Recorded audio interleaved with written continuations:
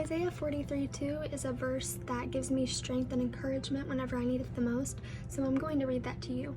It says, "When you pass through the waters, I will be with you, and when you pass through the rivers, they will not sweep over you. When you walk through the fire, you will not be burned, the flames will not set you ablaze." This is a verse that I take both literally and figuratively. Literal in the sense that the ocean is one of my biggest fears, but I absolutely love the ocean, and whenever I'm in the ocean, I just always think about this verse and think about how no matter what, God is going to be with me in those deep waters that I'm in.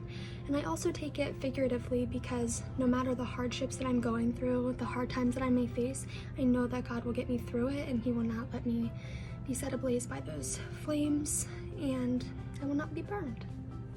Come behold the works of the Lord, how He has brought desolations on the earth. He makes wars cease to the ends of the earth. He breaks the bow and shatters the spear. He burns the chariots with fire. Be still and know that I am God. I will be exalted among the nations. I will be exalted in the earth. The Lord of hosts is with us. The God of Jacob is our fortress. It's just a really good reminder to know that God is always with us, and He has control over everything that's happening, over everything that has happened, and everything that will happen. He's in control, and He has a plan for everyone. And it's just a really good reminder to get that peace in knowing that God is our fortress, and we should be still and know that He's in control and He is God.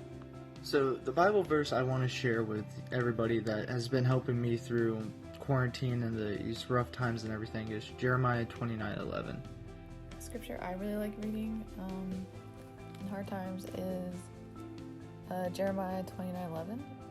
Jeremiah 29:11 says this, "For I know the plans I have for you, declares the Lord, plans to prosper you and not to harm you, plans to give you hope and a future." And for me, this really helps me realize that, like, even though we are going through hardships and times are rough and difficult, this isn't the end. There is hope. There is going to be a better future. The Lord has everything in control, and this isn't where it's going to end for us. We're going to get through this, and we're going to have a better future, and we're going to become stronger. I like that one because sometimes I have no idea what I'm doing with my life, and it reminds me that it's in God's hands and I shouldn't worry all that much. Hi guys! Today I want to share with you Isaiah 42:6. "I, the Lord, have called you in righteousness. I will take hold of your hand.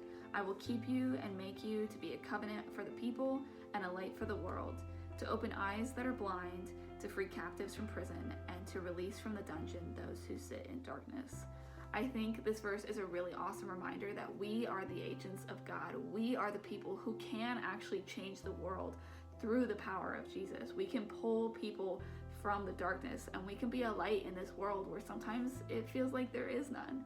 So just remember, I guess, through Isaiah 42:6 that like you are so important, and what you do and what you share and how you love God is even more important. And you're doing great things for this world when you're doing your best to spread the gospel and to really get to that mission.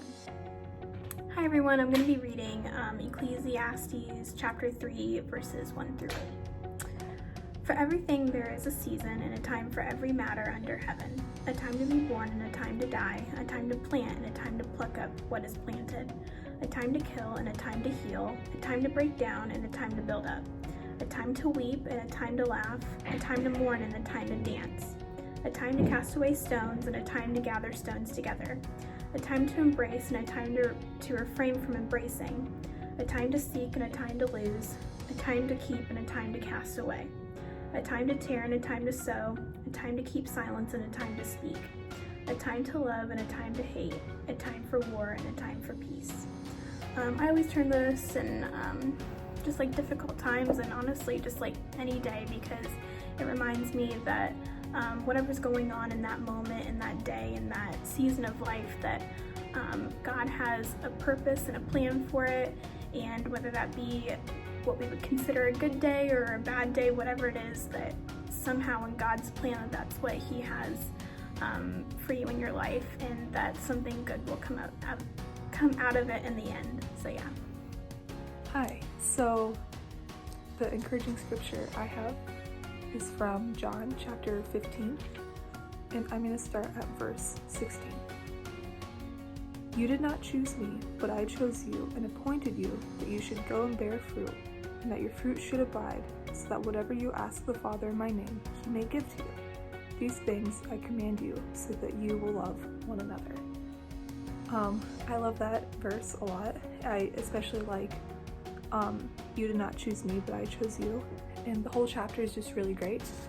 The chapter 15 is called, I am the true vine. So that's when he talks about, he's the vine and we are the branches.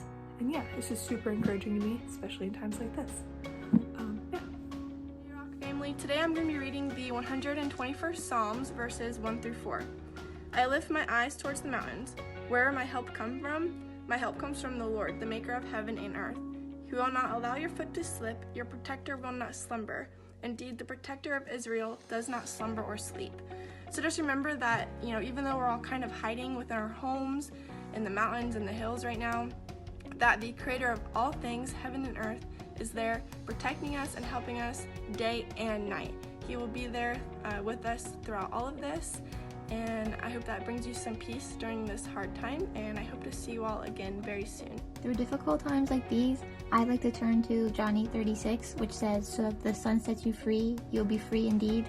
And to me, this means that no matter what hardships we're going through, no matter what situation we're in, us as Christians have like an inner freedom that was given to us through love.